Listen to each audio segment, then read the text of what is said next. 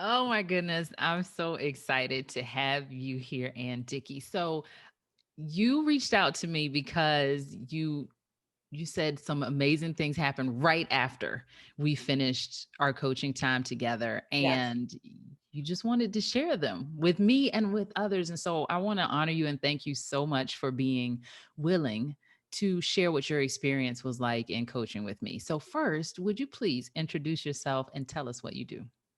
Hi, I'm Ann Dickey. I am a physical therapist, but I'm transitioning into well-being coaching. And specifically, I'm finding my niche within the caregiver population, trying to coach those caregivers through being a caregiver into more of a balanced lifestyle situation. Awesome. And so when you decided to coach with me, what was it? What problem were you facing or what were you wanting to achieve? I have to tell you, when I found you, I was in the beginning stages of stepping away from clinical physical therapy work. I mean, in the infancy, like I turned on my computer one night after work and said, I need to figure this out. And I found you. So I needed to find a new way to serve people. And I honestly had no idea. I've always thought about being a coach. I mean, I've been one of those people that people say to me, "Oh gosh, you should have people pay you to give the advice that you're giving me." Oh, no, who would pay for that? No, no, no. Other people do that.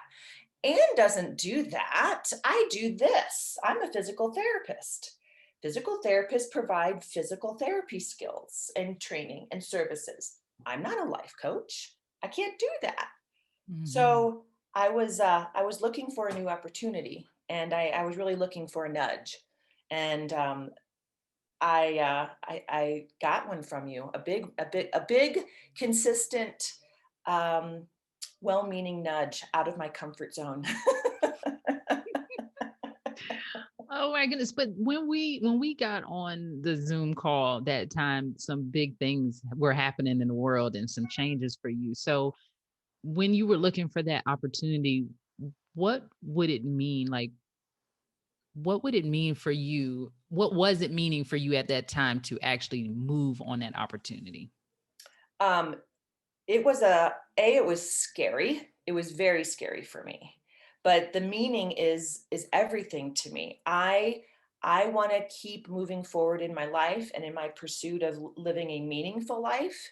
And I needed direction, and I needed to have someone who's done it and who came from my background say, you can do this. You've already been doing it, and this is how you do it. And you don't need to make it more complicated. You don't need to do all of this, because I have learned that making things complicated is just another way of putting things off and hiding in the corner. It's Mhm. too hard. I can't do that. Other people have all those ideas and make that happen. I don't. Again, I clock in and I clock out at work. That's what I do.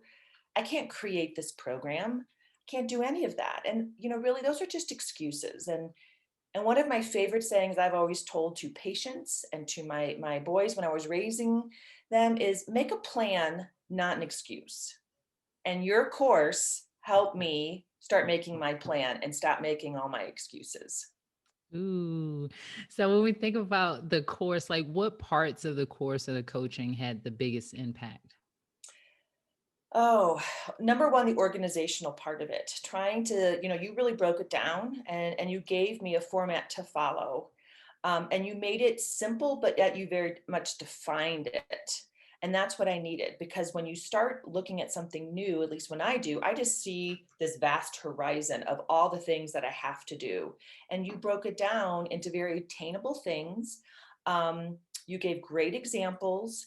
And the one-on-one or the group coaching also was imperative for me, because to sit amongst other professionals who are pursuing something at the same infancy that I was great to hear that everyone's got the same insecurities. It doesn't matter if you're the new grad or you're the 30-year veteran, or you're a nurse administrator. We all stand behind these "I can't do it" barriers, when obviously we can. That was really key and you have to facilitate that, because you can get a bunch of women or clients or people together, but you have to have facilitation Otherwise, it just goes down into the great abyss. So that was key. And I've never participated in that type of coaching before, or really even in one-on-one coaching. I've never been the client. I've always been the person who gave the advice. So since that was the first time that you had been in that kind of container or coaching, what do you think, like what is your new view since you had never been Mm. in that space before? Um, Coaching is very insightful. It is a very powerful tool. And I will admit, through my 54 years of living on this earth, I have sought out therapy services before for different issues, and I understand what those services can offer. I've also sat on the phone with numerous friends and talked and got received encouragement. But when you sit with a coach, it's neither of those things. It is someone who's holding the space for you, who believes in you, and who isn't going to let you keep walking out the back door, but in a very encouraging way. And I have to say, my very first time I got off the phone with you, I was sitting there. I think I've told you the story. My husband was sitting, we're all working from home. He's sitting in the other room and he's like, Anne, all those things that Tavana has mentioned, he's like, I've been trying to like whisper that in your ear for years. I'm so glad you're going to listen to somebody. And it wasn't taken in a negative way. You have to hear it from someone in an objective way, a different lens. Well, of course, my husband is going to say that he loves me, you And know? I love you too, by the So, way. right. But your investment in me was as another professional person. And that is key. That was so key for me. Mhm. So, what results would you say that you've achieved since we finished working together? Okay. When I started with you, I had just decided I wasn't going back to clinical work. So I said I was taking a sabbatical from PT, clinic PT. And now I have evolved. So that was in October. And now we are sitting in January. And I had no intention. Like when I signed up for your class, I was just like, this can't hurt. Tavana's great. I can meet some people. I have nothing to lose. I can sit in the corner and I can, just kind of watch everybody else and I'll learn some things. I have to admit that was my intention. So from October when we started to now, I have developed a business plan. I have developed my own content. I'm actually practice coaching, but I also have two paying clients right now, paying clients receiving What? payment. And this is without a website. This is without all the social media, bing, bang, and ping. And I haven't done any of that. What I have done and what you taught me to do is to start speaking my truth and telling people what I'm doing instead of saying to people, oh, I'm taking a break from PT. I tell people I'm transitioning into coaching. I'm becoming a coach, and this is what I'm doing. Mhm. Um, I am going on and I'm going to, start into a certification program because that is important to me. But I fully believe in what you've always told me from day one, which I think I batted it back at you about a zillion times and you just put it right back over the net to me. You don't need that. You don't need it. If you want it, it is there. And those are personal choices. But I have felt confident and successful in the coaching that I provided within my scope. I believe that. So honestly, um, I'm doing it. I'm coaching right now. Yeah, and you even coach me. It is so funny to me. It's like, Anne is too good of a student to turn around I and don't know about coach that. me on things. It's kind of like before we hit record, where you were saying about you don't have to be ready. What exactly was it that you were telling me about not being ready? I I think as a high achieving person, I think I've always been taught if you want to go after something, you have to have every single duck in a row. You have to be ready. Like, don't you start something unless you're ready, right? So that was my excuse always. And your main philosophy really rocked my world. Like, you already are ready, because you are a physical therapist. You have 30 years of experience. How much more ready do you want to be, Anne? I mean, you just have to start doing it to figure out what else you want to do with it.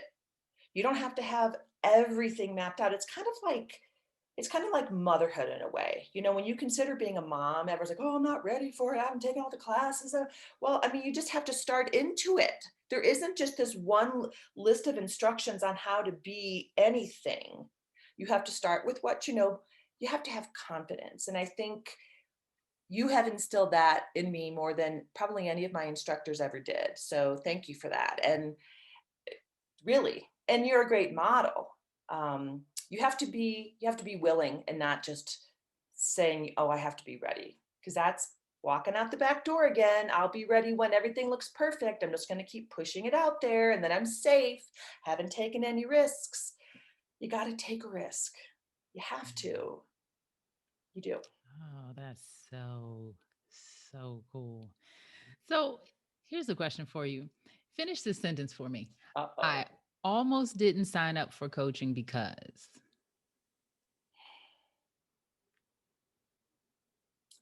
I was afraid. I was afraid. I was afraid of starting something new.